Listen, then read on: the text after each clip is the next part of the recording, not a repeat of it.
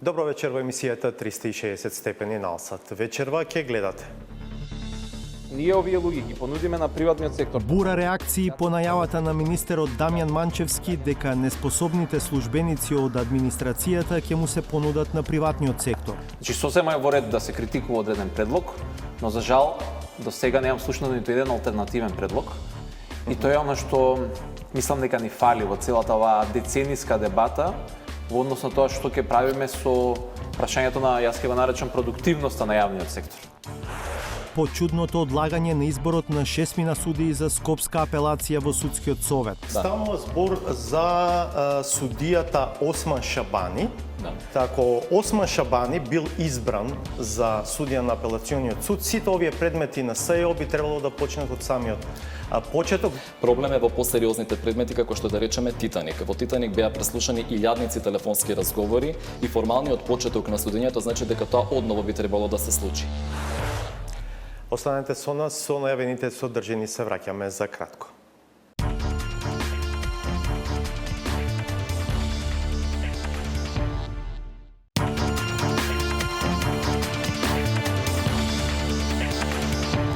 Гледате 360 степени.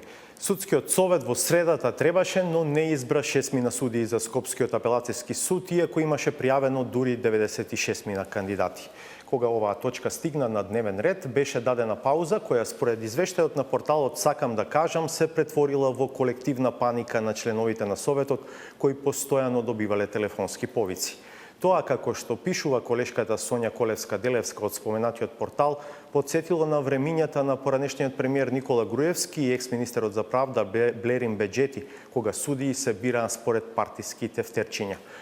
Председателот на Судскиот совет Киро Здравев не сметаше дека лично пред јавноста треба да ги образложи причините за прекинувањето на седницата. Од неговиот кабинет соопштија дека изборот на 6 судии за Скопска апелација се одлага на неодредено, зашто немало доволна координација меѓу членовите за кого би го дале гласот, со што би можело конкурсот да пропадне и судот на подолг рок да остане без неопходните нови судии.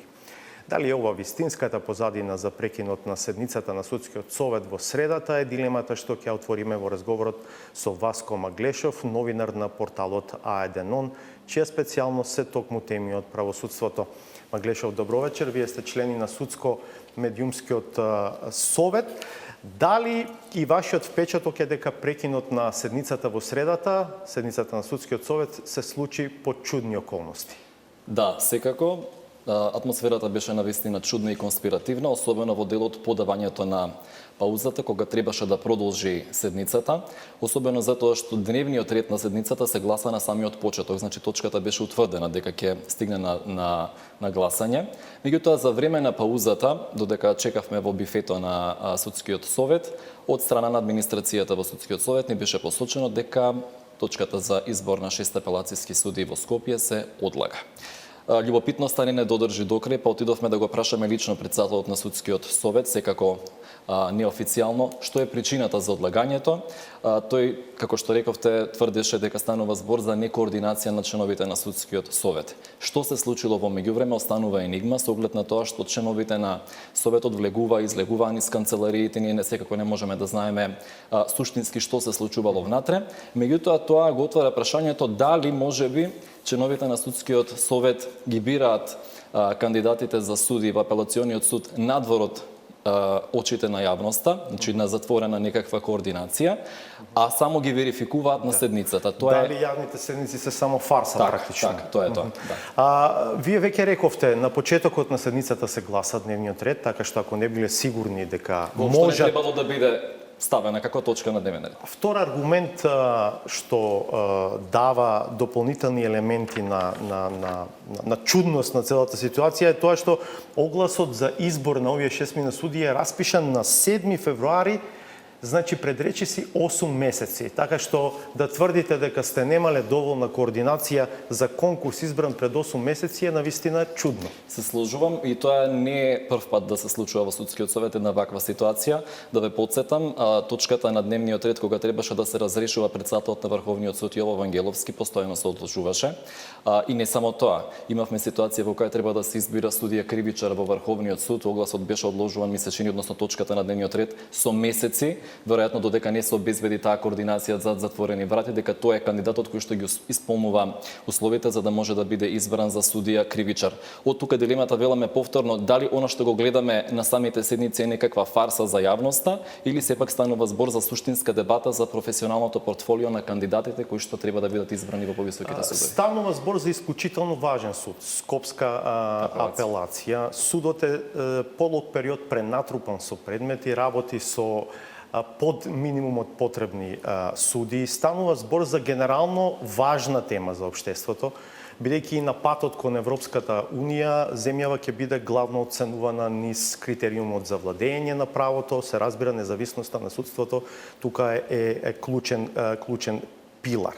Сепак има некакви непотврдени информации дека седницата е одложена затоа што меѓу најсериозните кандидати за избор биле судии прво кои што судат предмети на специјалното јавно обвинителство, судии во основниот кривичен суд во Скопје, кои што судат предмети од организиран криминал, меѓу другото и судии со етничка припадност која што сега не била наред за избор, колку и ова да звучи чудно. Да. Тоа се и информациите кои што јас ги добив секако неофицијално од извори во судскиот совет. Курчлусот практично настанал дека во овој оглас, односно со овој оглас не се предвидени места за немнозинските заедници за избор во апелацијскиот суд во Скопје. Уште еден аргумент е фактот што барем двајца од судиите кои што аплицирале на тој оглас водат сериозни предмети во одделот за организиран криминал и корупција во основниот кривичен суд во Скопје и тоа би значило формално дека доколку бидат избрани во повисокиот суд, тие предмети би требало да почнат од почеток. Снимале таква пракса до сега. Станува збор за судијата Осман Шабани. Да. Тоа е судија кој што суди предмети од организиран криминал во кривичниот суд и судија кој што ги води следниве предмети на СЈО: Титаник, Талир, Тендери и Топлик. Така. И како што веќе рековте, ако Осман Шабани бил избран за судија на апелациониот суд, сите овие предмети на СЈО би требало да почнат од самиот почеток. Веќе има забелешки дека дел од овие судски процеси се одвиваат исклучително бавно, со многу одлагања. Еве вчера се случи ново одлагање во предметот Талија, кој што го води токму Шабани, така што оваа претпоставена ситуација би довела до дополнителни одлагања. Секако тоа е клучната поента, особено не се проблем да речеме предметите кои што воопшто не почнале. Талир, да речеме, веќе се суди не за неколку месеци, меѓутоа главната расправа не е почната. Овде не е проблем, да. Проблем е во посериозните предмети, како што да речеме Титаник. Во Титаник беа преслушани илјадници телефонски разговори и формалниот почеток на судењето значи дека тоа одново би требало да се случи.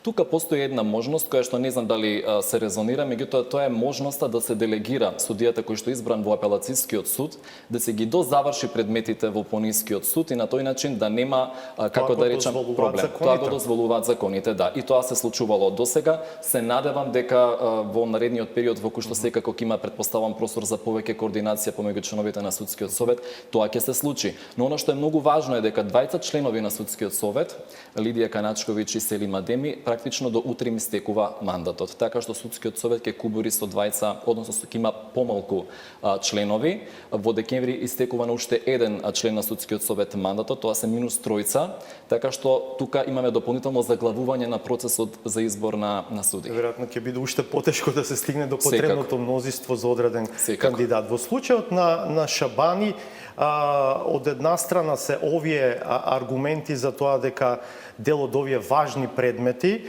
јавно експонирани, би требало да почнат од почеток, од друга е веројатно личната професионална перспектива на кандидатот, кој што ако навистина ги исполнува условите, тогаш е греф и нефер да го стопирате од вакви причини. Секако станува збор и за лична проценка и за собствената мотивација. Судијата Осман Шабани е одличен судија, барем од она што ние можеме да го засведочиме за време на судењата и секако не би требало да биде спречен да конкурира, меѓутоа станува збор, пак ќе речам, за некаква лична проценка. Дали тоа може да влие на каков можен било начин врз предметите кои што тој ги суди или не. На крајот на краиштата, во едно не така оддавнешно време, за суди во повисоките судови се кандидирале суди кои што имале по 10 по 20 години искуство како суди, да речеме, во пониските судови, па тоа им било некаква отскочна даска за да одат понагоре. Денеска таквите исклучоци стануваат правило, односно станува збор дека судија кој што веќе има 6, 7 или 8 години искуство во основен суд, бидува избран во, да речеме, во апелациониот суд. Да, при тоа не е само Осман Шабани пријавен на конкурсот, уште најмалку двајца други судии кои што судат предмети од организиран криминал во кривичниот суд. Станува збор за Огнен Ставрев и Совче Гаврилова Ефремова. Најверојатно се меѓу овие 96 мина кандидати, што веројатно дополнително го комплицира целиот овој случај, бидејќи и Огнен Ставрев го суди предметот монструм на СЈО, ТНТ е негов Титаник 2 е веќе завршен, но веројатно и тоа дополнително ја комплицира целата ситуација. Да кажеме дека одлуката сепак да се одложи изборот на 6 мина судии ја става во дополнително комплицирана ситуација Скопска апелација. Рековме дека според систематизацијата апелациониот суд во Скопје треба да има 52 судии, но во моментов има само 37 мина или 70% од предвиденото.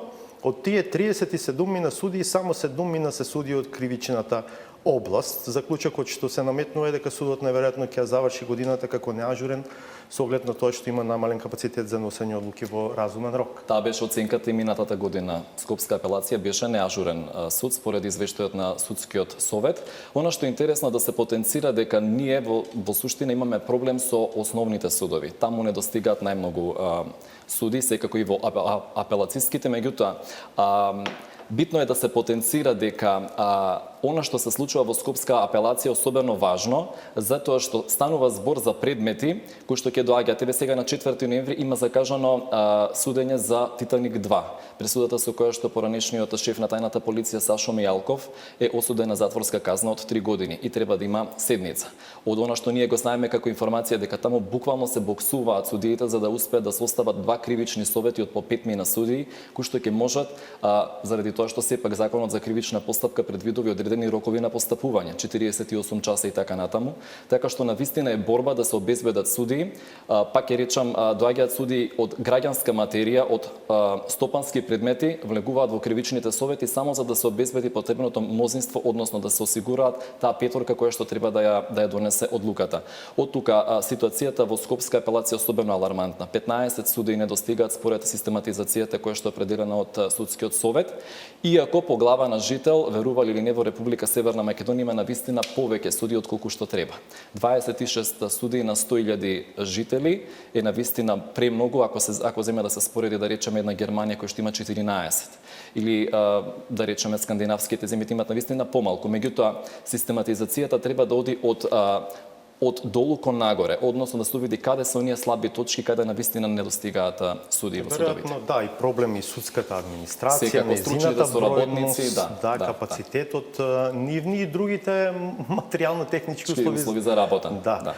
Добро, благодарам што бевте дел од 360 степени вечер. Благодарам за поканата. Останете со нас, емисијата продолжува.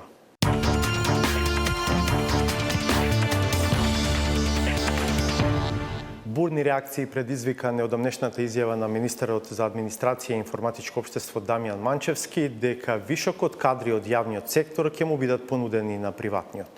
Се јавија асоциациите на работодавачи, експерти за јавна администрација, реагираше и општата јавност. Дилемите што беа наметнати се зошто некој приватник би прифатил непродуктивен јавен службеник, како тие би биле помотивирани за работа на приватно, зошто паралелно се уште се вработуваат нови кадри во јавниот сектор. За сето ова вечерва во прво телевизиско интервју по оваа изјава ќе разговараме со министерот Манчевски. Добро вечер, добре дојдовте. Добро вечер и благодарам на поканата. Предлагам пред да го почнеме разговорот да видиме изјавата која што ги предизвика сите овие реакции. Еве изјавата на министерот Манчевски дадена на 26 септември. Ние во моментот ги спроведуваме дел од реорганизација и оптимизација се и функционалните анализи. Во функционалната анализа на секоја институција, посебно ги се прави, ќе треба да утврдат вишок на работни места. Кога ќе се утврди тој вишок, не на луѓе, на работни места. Нема да смее тоа работно место после се пополнува со нов човек. Ако некоја институција утврди дека е вишок тоа работно место, не треба исто така за да го отпушти некој, не знам, од политички може да причини и после да си вработи нов. Она што го нудиме како пакет е дека ние овие луѓе ги понудиме на приватниот сектор, нормално во комуникација со стопанските комори, со синдикати, сите граѓанскиот сектор вклучени се во подготовката на пакетите, и нудиме 3 генерални пакети. Прво, поголема плата во приватен сектор и со субвенции нормално од страна на државата за воделот на придонесите, за да бидат мотивирани да преминат во приватен сектор, значи ќе добијат поголема плата, тоа е мотивацијата за работникот. Фирмата ќе плаќа помалку бруто плата затоа што државата ги плаќа придонесите, државата ќе плаќа повеќе вкупно пари за плати. Тоа е едниот концепт. Вториот, она што го побараа стопанските комори, е државата да ја плати преквалификацијата за овие вработени, кои што немаат можеби соодветни квалификации за тоа што се бара во приватниот сектор. И само заради тоа приватниот сектор е спремен да превземе дел од овие луѓе. Значи работиме на неколку, има и други пакети, на неколку пакет решенија со кои што ќе гледаме на вистина да излеземе во пресрет на сите. Невработеноста паѓа, но исто така и не треба да создаваме нови невработени, сакаме сите да си го најдат своето место на пазарот на трудот.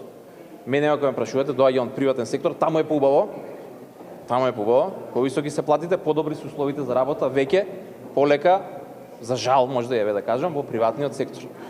И мораме сите со еден општ консензус за овие предлози ќе зборуваме и со опозицијата, гледате со сите заинтересирани страни, да решиме како држава да одиме во таа насока. Или сите заедно, или ова нема да успее. Ги разбирате ли реакциите? Пред се на бизнис асоциациите, имаше многу и во општата јавност. Јас реакциите ги разбирам, но не гледам ни еден предлог. И тоа е оно што мислам дека ни фали во целата оваа децениска дебата во однос на тоа што ќе правиме со прашањето на, јас ќе го наречам, продуктивноста на јавниот сектор. Значи, сосема е во ред да се критикува одреден предлог, но за жал до сега немам слушнато ниту еден алтернативен предлог. И тоа е оно што може би ни фали. Никој не вели дека ова нема гаранција дека овој концепт ќе успее. Овој предлог, овој концепт може да успее ако сите сме подготвени да се обидеме нешто да направиме. Со еден механизам, со еден чекор, преку ноќ работите апсолутно нема да се решат. Не постои магично решение, волшебно стапче. Ама не ја разбирам и затвореноста за нови решенија. Не разбирам да не се обидеме. Особено од аспект на работодавачите. Тие немаат што да изгубат од ова. Може само да видат дали може нешто да добијат. Не можат да загубат нешто, ниту треба да се чувствуваат загрозени. Вие во оваа изјава што ја видовме, првично споменувате 3 пакети, па потоа објаснувате 2. Што е третиот пакет? Значи се работи за класично отпремнина, понуда за отпремнина. Тоа е оно што го имаме за сега како наш предлог. И од друга страна исто така не ги разбирам ни бурните реакции. Отвараме дебата. Значи луѓето ќе бидат вклучени. Во која фаза е сето ова сега?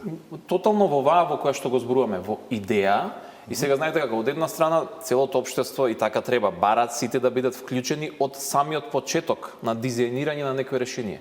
Ги вклучуваме, имавме неколку работни средби со представниците на стопанските комори и со представниците на синдикатите. Ако имавте, зошто тогаш Не така разбирам. реагираат? Апсолутно не разбирам. На овие состаноци беа представници на 4 стопански комори. На Стопанската комора, на Сојузот на стопански комори, на МАСИТ и на Стопанска комора на Северозападна Македонија. Сите 4 имаа своји представници. Овие состаноци се одржаа, сега точно ја датум не сеќам, но минимум барем еден месец пред да ја дадам изјавата. И овој концепт, овие предлози беа тогаш и соопштени на представниците на стопанските комори.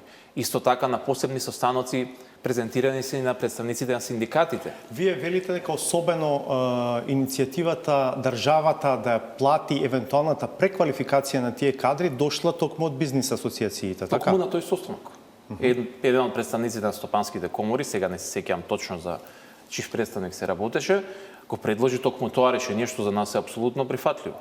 Во делот на разговорите со синдикатите се предложи и друго решение да се плати преквалификација за внатрешно прераспределување во рамките на јавниот сектор. Апсолутно сме отворени за нови предлози. Се оно што логично, што мислиме дека може да даде решение, што да реши дел од проблемот, па дел на друг, на трет, на пет начин.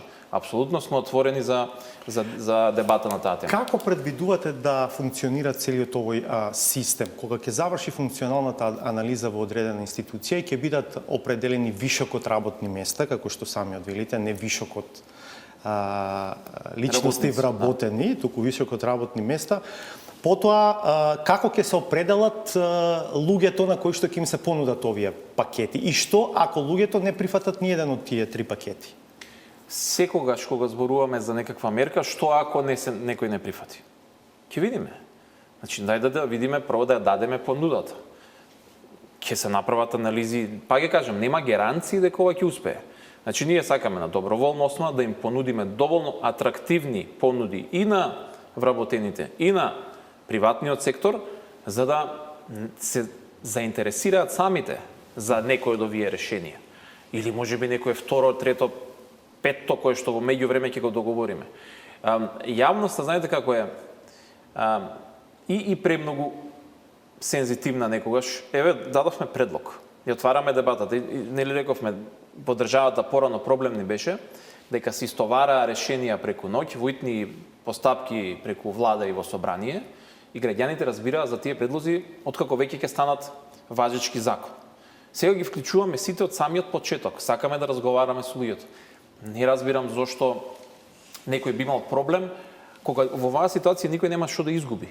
Овде може само некој да добие нешто. Како човек кој што повеќе пати повторувал дека лично доаѓа и потекнува од приватниот сектор, еве ме интересира конкретно што вие искрено како бизнисмен условно кажано, што сега на привремена работа во политиката, мислите за првиот пакет.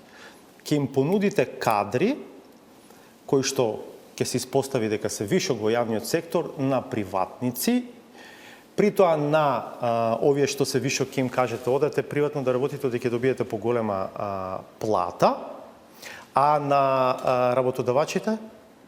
Работодавачите ќе добијат субвенции за вредноста на здравственото и пензиското осигурување, значи за придонесите. Тоа што ќе значи за работодавачот, еве да земеме еден пример. Да речеме дека се работи за вработен во јавниот сектор со средно образование, кој што прима некој си, ајде да кажеме 16.000 денари плата. За 16.000 денари плата, понудата би била да се префрли во приватен сектор за 6.000 денари повисока плата, значи ќе зема 22.000 денари плата. А 11.000 ќе ги покрива државата, но нема да плаќа државата како што плаќала сега 18 и отприлика 50%, 20 и како му доаѓа 7.000 денари бруто, колку што ја чини државата во моментот тој вработен. За 16.000 не е толку, за 16.000 24. 24 се извинувам, да? А кај приватниот сектор ќе биде бенефитот дека за вкупно 22.000 денари ќе добијат вработен кој што ќе ги има, значи па ќе кажам, доаѓа со некакво работно искуство. Не можеме да генерализираме сите луѓе во јавниот сектор, нека не знам, сите нечинати така натака. Апсолутно се работи за луѓе кои што и голем дел од работите ги завршуваат, и ова го кажав во еден мој пост предизвикан од сите дебати. Сите ние, да не забораваме, познаваме по некој, не може да не познаваме, тоа во блиското наше обкружување, кој што е дел од овие вработени во јавниот сектор, роднина ни е, пријател или комшија ни. Ама субјективно размислуваме кога е за некој лично што го познаваме и кога коментираме како ќе го решиме проблемот.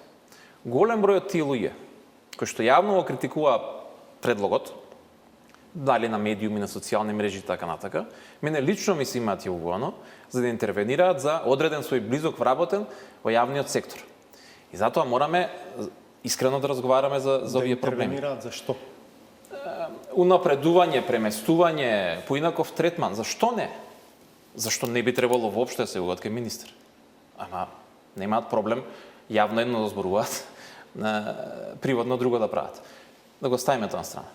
Она што треба да го направиме е во еден отворен разговор, и го кажав и тој во изјавата, вклучувајќи и опозицијата, да се решиме дали конечно ќе одиме кон решавање на проблемот. Некако сите знаете како се чувствуваат најлагодно кога сме во статус кво ситуација. Значи ќе имаме од време на време некоја дебата, ќе кажеме дека имаме проблем, но никој не предлага никакво решение. Конкретно зборувам решение. Едно од реално кредибилните прашања што се отвораат, зошто додека ја почнувате сега оваа дебата, паралелно се уште активно вработувате голем број нови кадри во јавниот сектор. Еве, јас извадив само неколку отворени повици во овој момент. Например, Биро за развој на образование 8 извршители. Државен инспекторат за труд 10 извршители. Државен инспекторат за локална самоуправа 3 извршители. Ова се само дел од активните конкурси во овој момент за нови вработувања во јавниот сектор. Сепак нели е малку лицемерно од една страна сега да разговараме за наоѓање решение за вишокот кој што ќе биде утврден, од друга страна да се трупаат вишоци. Оно што цело време го кажуваме и сме збориле често пати на оваа тема, е дека имаме превработеност некаде во одредени ситуации каде што немаме потреба од таков тип на кадар, и имаме сериозен недостаток во одредени институции од одреден тип на кадар. Вработување и секоја што го велам, никогаш нема да престанат. Ова е жива материја, луѓе доаѓаат, си одат, дневно се менува состојбата. Особено еве само неколкуто институции што ги набројавте во инспекторатите. Согласно меѓународно финансиран проект од USAID, имаме конкретна и многу опсежна анализа за состојбата на инспекцијските служби, која што е објавена, јавно дебатирана. Од неа произлезе и измена на Законот за инспекцијски надзор, каде што е утврден сериозен недостаток и на инспекцијски служби и на административни служби во инспекторатите. Ако сакаме да не се почитуваат законите во држава, мораме да ги зајакнеме капацитетите на инспекцијските служби. И сега се осврнувам само на двата примера што ги прочитавте. Секој раководител на институција, сепак на крајот на денот, самиот има одговорноста и за резултатите и за човечките ресурси во таа институција. Јас како и ние како Министерство за информатичко општество и администрација немаме детален увид во потребите на 1300 институции кои што постојат во државата, но затоа ја правиме функционалната анализа, која што е согласно методологија која што направивме со меѓународни експерти. Значи не е нешто што сме седнале сами сме го направиле. Меѓународни експерти, и врз основа на тоа секоја институција ќе си ги направи овие функционални анализи, самите ги спроведуваат согласно таа методологија и ќе ги добиеме резултатите. Еден од пакетите кои што го предвидувате е државата да ја плати преквалификацијата за дел од овие луѓе согласно потребите на известна компанија, така ако добро разбирам. Зошто, например, да не се предвиди преквалификација на дел од овие луѓе за потребите на јавниот сектор повторно? Па тоа го спомнав. Да, тоа беше еден од предлозите на синдикатите во нивните разговори, апсолутно е прифатлив за нас. Значи, апсолутно. Еве, не го спомнавме како посебен пакет, затоа велам, не е ова затворена тема, готово, ова е тоа вземи или остави. Апсолутно, добар предлог, верувам дека и тоа ќе го земеме во предвид, ќе биде вклучен. Ако има уште два други добри предлози, апсолутно ќе ги земеме во предвид. Следните месеци токму ќе ги посветиме на дебати на оваа тема, каде што се добре дојдени и други алтернативни предлози. Се што сите заинтересирани страни мислат дека може да е добро решение, и тоа мора да се договориме дека ќе почнеме да го решаваме проблемот. Опасноста каде може да е? Ако не се договориме искрено да влеземе во ова. И сега тука мора да биде вклучена и опозицијата. Јас навистина ќе иницирам веќе следната недела и разговори со нив на вакво основно ниво на идеи да разговараме, затоа што ако оваа влада ги донесе било какви сега решенија и тие не продолжат понатака во иста насока, ќе влеземе во едни циклични решенија кои што ќе прекинуваат со секое менување на власта, ќе доаѓа со некои други решенија и така натака. Мислам дека ако имаме еден концепт кој што ќе значи најбезболно и така го нареков еднаш човечно решение на проблемот. Човечно решение на проблемот. Да не ги оставаме луѓето на улица, да не ги оставаме без перспектива. Ти се луѓе, нема да исчезнат. Функционалните анализи се уште не се отпочнати? Хоризонталната функционална анализа веќе се таа во тек, вертикалните функционални анализи министерствата веќе ги спроведоа.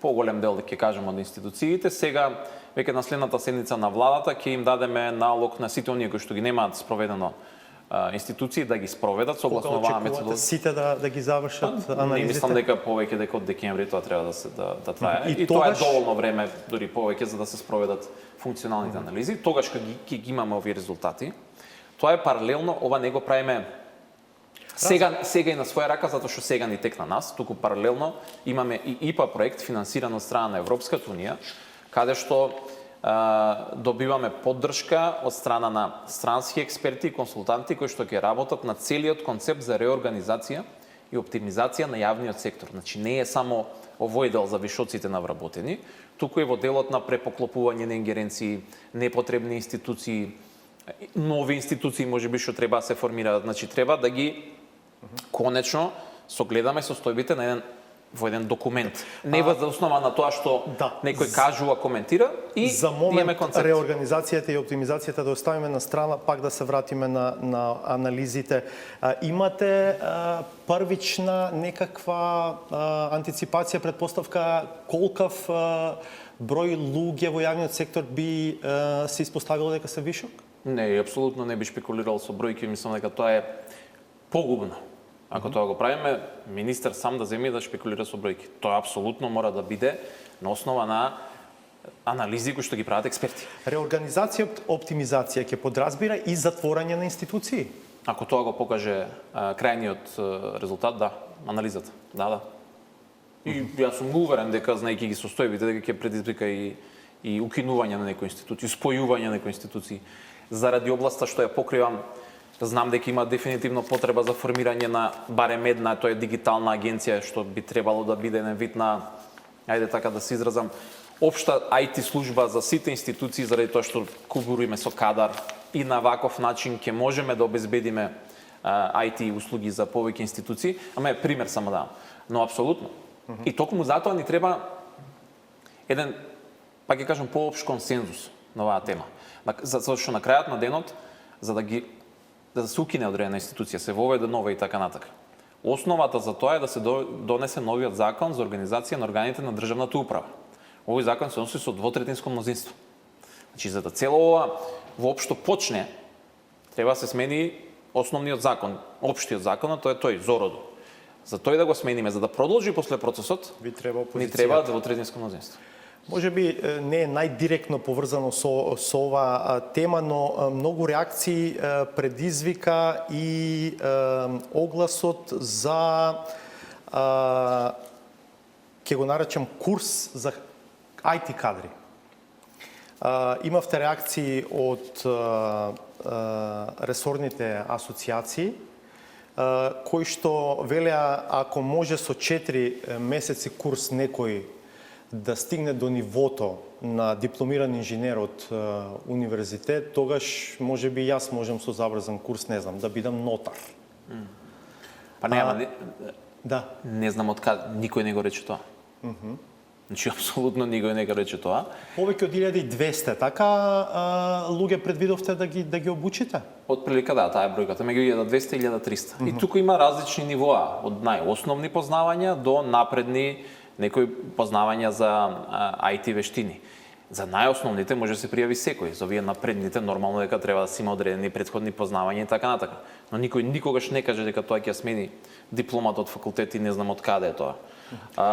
Ја имам таква диплома и секако дека нема и својата да си девалвирам. Да, претпоставам дека делумно бевте принудени да го правите тоа затоа што повеќе пати сте кажувале дека имате сериозен проблем во прилекувањето на високо едуцирани кадри од оваа област, затоа што платите во јавниот сектор не се примамливи за нив, а приватниот е далеку попримамлив, бидејќи тоа се професии кои што се на цена. И тоа, но и барањата и на приватниот сектор. Веќе во приватниот сектор има сериозен проблем и недостаток на IT кадар од различни нивоа на познавања. Значи, не зборувам сега за инженери, девелопери и така натака со диплома. Веќе компаниите имаат проблем да обезбедат и кадар со основно познавање, IT познавање. И затоа едноставно решивме да излеземе во пресред на оно што се покажуваше како анализа согласно анализите на Агенцијата за вработување. Значи, ние се одлучивме за таков тип на сертификати, затоа што гледаме дека на пазарот на трудот има таква потреба. Не ги измисливме ние самите. Второ е дека генерално, и тоа е согласно сите и стратегии заложби на Европската Унија, и тоа се неколку европски документи за кои што и ние сме се обврзали да ги поддржиме, дека треба да работиме на подигнување на дигиталните вештини на населението, на граѓаните, на сите. Ова е само еден од начините. Работиме во училиштата преку Европската недела на кодирање, кој што ќе биде сега овој месец. Работиме на креање на свеста сајбер безбедност исто така во училиштата. Го имаме проектот со британската влада преку британскиот совет за кодирање преку микробит уредите кои што се обезбедија за секое основно училиште, каде што секое дете ќе може да се учи на основите на кодирање и на програмирање. Значи на разни начини, и не гледам повторно тука ништо спорно зошто би имал некој против тоа, да ги зголемуваме дигиталните вештини на граѓаните на различни основи. Дали тоа го правите и меѓу другото поради тоа што знам дека паралелно работите и на дигитализација на дел од услугите на администрацијата? Ова, ако мене ме прашате, и може да сум субјективен, пошто доаѓам од такво професионален бекграунд, е најважниот столб на реформата на јавната администрација. За дигитализацијата? Дигитализацијата. Ние зборуваме за реорганизација, за оптимизација, за колкав број и така натаму. Граѓаните, тоа кој ќе го види, кој нема да го види. Единствено што ги го почувствувате на каков начин ќе добијат подобри услуги, побрзи услуги, поевтини услуги. И во денешно време нормално е тоа да биде преку користење на новите технологии, на мобилните уреди. Ние на 15 октомври ќе го пуштиме во употреба електронскиот регистар на население. Што значи конечно тоа? електронска. Мислам, долго го зборувавте, што ќе значи во практична смисла тоа? Ова ќе значи прво дека нема да имаме различни податоци за себе во различни бази, во различни институции. Значи, конечно ги исчистивме различните податоци за нас самите што ги имавме во различните бази и податоци. Ова ќе е основната база на податоци за сите граѓани, електронски регистар на население, преку кој што со активација на нашиот електронски идентитет, а тоа веќе го имаат, условно кажано, не сакајќи направено сите оние кои што се пријавени за електронска пријава на данок преку ЈП, над 900.000 граѓани, ќе можеме да остваруваме електронски услуги сега на сосема законски начин. Што мислам законски? Ги донесовме и сите закони со кои што институциите ќе можат да издават валидни електронски запечатени и подпишани документи кои што ќе бидат подеднакво валидни како и хартиените. Дури би рекол и повеќе, на исто ниво. Идеме секаде веќе во светот се применува еден концепт кој што се вика правило дигитално прво, digital first. Ова ќе значи дека документите ќе може веќе од 15 да се вадат. На 15 ноември, еден месец подоцна, ќе го пуштиме во употреба новиот национален портал за електронски услуги. И двата проекти се финансирани од страна на Европската унија. До сега бевме во фаза на инсталација на хардвер, софтвер, траеше тоа, се превземаа податоците од другите бази, се консолидираат, значи се е завршено. Колку услуги електронски ќе понудите на 15 ноември? 50 ќе понудиме услуги, тие меѓу кои поважните 10 кажете ги? Не, овие се оние кои што најчесто и граѓаните ги бараат, од управата за водење матични книги, разни изводи, преку не знам, централниот регистар Министерството на внатрешни работи. Значи, буквално ги гледавме. Сето тоа ќе може да се добие на еден електронски портал. И сега сосема законски издаден електронски документ кој што не може било која институција која ќе го дадете електронски да ви побара на хартија. Веќе по закон тоа не сме. Зборувате за електронски, а пак покажувате хартија. Мислите кога мислите електронски, мислите бас електронски. Да, значи се работи за сосема законски електронски подпишан и запечатен документ со таймстемп кој што целосно со сите меѓународни стандарди ќе значи дека е валиден. Да, не се работи за печатење, не за хартија. Не збориме за хартија. Веќе во овој момент се работи евалуација, значи, на понудувачи, повторно нов ИПА проект кој што го финансира Европската унија, кој што ќе се спроведува следната година, ќе ги видиме резултатите на крајот на следната година, за дигитализација на клучните регистри.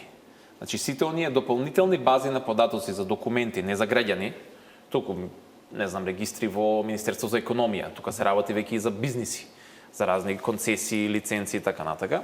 Значи дигитализација на клучните регистри и развој на дополнителни 120 електронски услуги. Значи ние веќе на крајот на следната година би требало да имаме еден заокружен целосен систем на испорака на околу можеби 200 електронски услуги за граѓаните и бизнисите. Да ве прашам нешто, може да се испостави на 15 ноември кога ќе може да се добијат електронски тие 50 документи, да речеме? 50 услуги, институциите да не бидат подготвени да работат со електронските документи? Па не, работиме со сите овие институции, значи не го правиме ова ние сами, туку сите се вклучени овие институции кои што ги споменав и неколку други, не се само тие. Така што работиме со колегите интензивно, не верувам дека тоа може да се случи. Ќе се плаќа за тие услуги? Како што и сега исто се плаќа, но гледаме сега да направиме одредени корекции во цените, токму сега се работи на тоа. Логично е да бидат пониски. Или? Логично е, меѓутоа се ува друг тип на трошоци кога се работи за електронска наплата. Тука имате користење на платежни картички. Тука има провизии банкарски и така натака, што не нужно се случуваат кога плаќате на шалтер.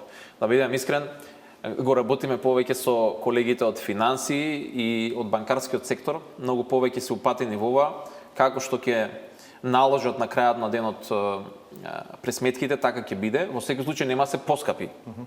Секако ќе бидат барем на исто ниво или поевтини. Меѓутоа, ова е главниот дел, би рекол, на реформата што треба да биде пријата. Предпоставам дека ова е интересно за граѓаните, да не останеме недоречени, иако предпоставам дека ќе имате јавна кампања за да ги информирате граѓаните за сето ова што ќе го правите.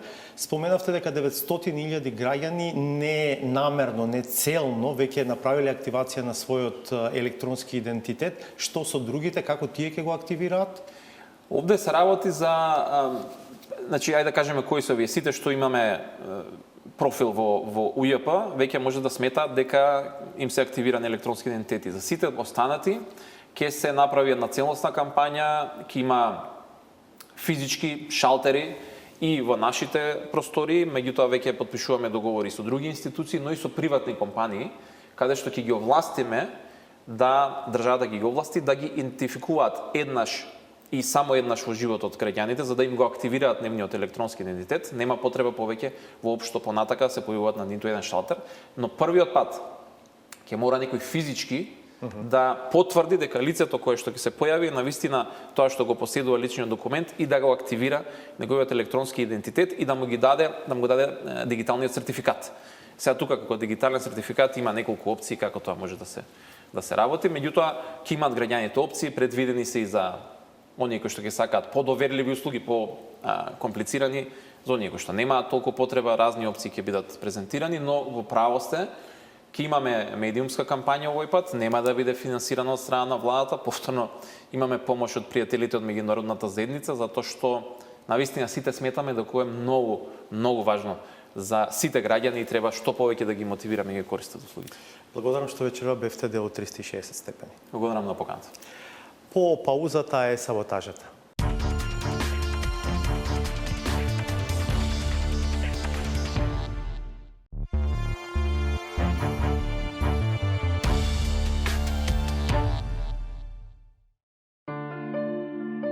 Надалеку прочените полиглотски способности прераснуваат во нова димензија во која, освен покажувањето достојно познавање на јазикот, следува фазата на прецизирање со интерпретација во консекутивна форма. Во нашата земја, според мене, се случува еден хилинг или заздравување. Според мене, може би претенциозно гледам, но тоа на крајот е чувство и филинг на граѓаните. Сепак, недостига осет за тоа каде и што стои во редоследот на одговорност при извршување на преземените обврски, па најчесто во таа битка на титаните страда тревата, позиција која што е базичен елемент на македонската политичка култура. Рибата смрди од опашката. Не случајно се овие кованици од нашиот народ. Покрај евидентното познавање на анатомијата на работниците и на причините поради кои, според традицијата, еден организам се распаѓа, завидно е нивото на познавање на распоредот и функцијата на деловите од човековото тело задолжени за вид и за слух. Кои што имат уши, се прават слепи. Имат очи, се прават слепи.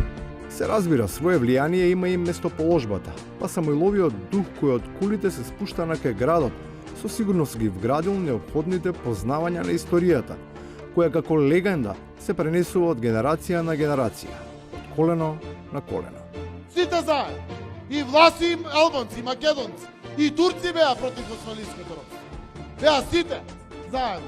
Ладниот прием на ова возбудливо модерно гледиште за сознанијата од минатото целосно ги елиминира и желбата и нагонот за впуштање во дополнителна експликација на таа врска, придонесувајќи за потполно губење на политичкото либидо. Сите се осеќаме фригидно во одредени моменти. Тоа е чувството кога навистина не постои ниту една можност за корекција, бидејќи линијата на отпорот е одамна падната и се сведува на исчекување на нова серија патрони, со кои постојано се стрела директно во погрешната мета. Со сила на човека можеш да му дадеш, не можеш да му земеш со сила. Односно, можеш да му земеш со сила, не можеш со сила да му дадеш. И на крајот, кога и покрај се, за се може да се најде рационално објаснување. Не знам дали е тоа струмички или македонски, не знам, го имаме во нашиот речник. Кога нешто така забушаваш, бараш изговори, се вика мрчење. Тоа е така, се нешто мрм. Колоквијалниот јазик трпи забушавање, ама се додека тој не почне да се користи како изговор за отсуство на резултати. Оти само тогаш и се мрчи. Благодарам што бевте со нас. Се гледаме повторно в понеделник од 22. Пријатно.